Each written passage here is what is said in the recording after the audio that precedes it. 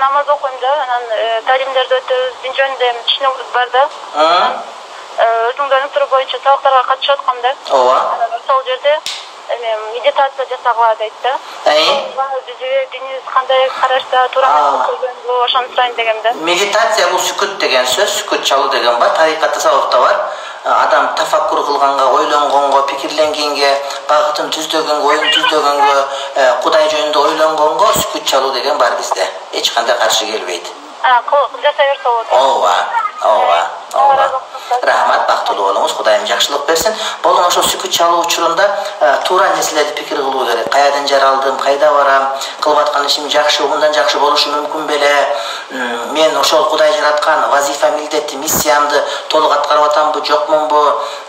Менин бир күн өткөргөн күнүм кийинки күнүм менен окшош болуп атабы, же кийинки күнүмдө жаңы пайда келдиби, жокпу? Мен ушул дүйнөгө келип, мисалы үчүн бир жалбырак, ошол бир чымчык уя болуп берет экен, же бир отко күйгүзгөндөй бир татын жанагыдай тамызгы болуп берет экен. Мен эмне кылдым? Адамзатка эмне жардам тийгиздим деген суроого албетте жооп берүүгө аракет кылыш керек болот.